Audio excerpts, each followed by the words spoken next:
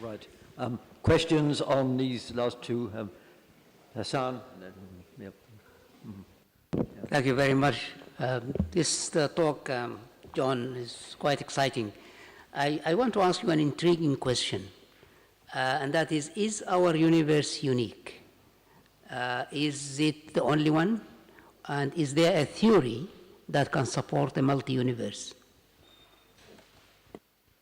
Yes, if I had shown another slide, I would have shown... can we have the slides back, please? While he's doing that, let me say, there are different types of other universe that you can think of. The picture that I showed there, so some people might think of these other regions beyond our visible horizon today, those different coloured bubbles, might talk about them as other universes because they're causally disconnected from us. I would prefer to think of this as a single universe that just has a complicated, non-uniform structure. But there are people who would think about quantum many worlds, who would be thinking about something that they would call a different universe. So the multiverse, which is terminology that's come into play because of that, is really the end point of this type of picture. So in the center, in the yellow, is what we've seen so far, you know, the visible universe that we would call it. But there's a universe that's a bit bigger, that if we had a perfect telescope, we could see a bit further. And so I've called that visible now in principle. If we're accelerating today and the acceleration continues, we've got this ultimate barrier that we can never see past. So that's the ultimately visible universe for us and our descendants. But it's not the whole universe, the stuff going out beyond its boundary. So there is a sort of universe beyond it that might go on forever. And then if you like to think of the multiverse being a whole higgledy-piggledy collection of things that are connected or disconnected to that, you've got the multiverse on the outside. I mean, he puts cosmology in the same type of context that we're familiar with from long ago. You know, we had the experience of people thinking that Euclidean geometry was the unique absolute truth, and then non-Euclidean geometries come along. And then people thought that there's one type of logic, that mathematicians invent all sorts of different types of logic. It's thought there's just one type of infinity. But then Cantor shows that there's an infinite number of types of infinity. So there's this pattern of going from thinking that what you have and what you see is unique to finding that it's just one of a possibly unbounded class of examples. And that's what you're seeing here with the multiverse, I think, at the top of the tree.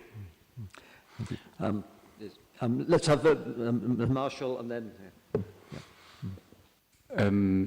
Thanks. I had two quick questions. John, I get very different answers from different cosmologists about this, and I'm still, it's a remarkably simple question, but can you help us to know, is the universe finite or not? And just a small thing on your, when we're just in 100 billion years or so, and we're on little different galaxies that are isolated, can we have pre-given each other entangled particles and somehow communicate any sort of information between these different pockets? And just for you, Sarah, just a very quick one, is methane, that you mentioned the methane comes from life on the Earth, but I didn't quite understand that. We also, on a small probe we sent to the moon, we found methane on the moon in some relatively trace amount. How does that get there? It's not from life. Go first. So, okay, the point I was trying to make is that many of these gases come from ways other than life. Like on Mars, that's where we think we've seen methane, both by the landers and remotely. And it may be other ways, because geophysics, the point I was trying to make, geology and geophysics have the same chemicals to work with that life does. And so there could be a temperature and pressure situation where it just happens naturally. Good answer. You have to turn it off. Is that working? Yeah. Simple answer, is the universe infinite or finite? We can never know. So a great American politician said there were sort of known unknowns and unknown unknowns, but there are also unknowable unknowns.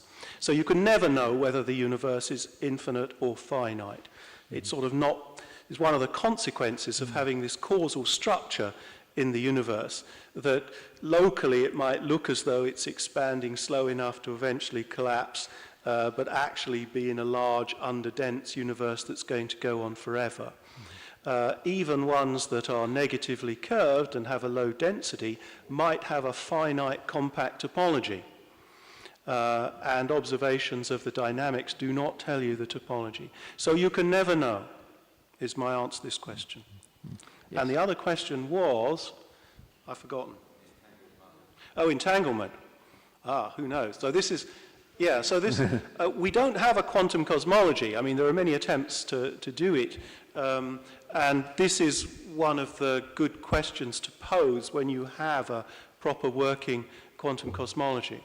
Of course, quantum cosmologies always tend to go with many worlds' interpretation of quantum mechanics, because there's no observer to collapse the wave function of the universe. So it always carries with it a particular interpretation. But this is a good question for the future once you have a quantum cosmology and you can ask about correlations, like I mentioned early on. You know, what sort of correlations are now possible which are non-classical? Yes. One more question. Yep. So this cosmology is a little bit like evolution. You first make helium and beryllium and then oxygen, and you give it enough time, and you must need gravity to put the planets together. So was it all placed in the beginning? In the beginning, was it all these laws and this gravity were already there? I mean, you can work by assuming they're there. I mean, theories like string theory attempt to actually see, of all the possible string theory solutions you have, some don't have all those forces of nature within them. So we now see that there's not one and only one possible sort of dealing of the cards of the forces of nature. So there are self-consistent string theories that maybe just have gravity and one other force. So we would like to understand why we have these four forces at low energy. We know that as you go to high energy, there's a merger of electromagnetism, the weak interaction, the strong force, and string theory offers a way of merging gravity as well into a single force.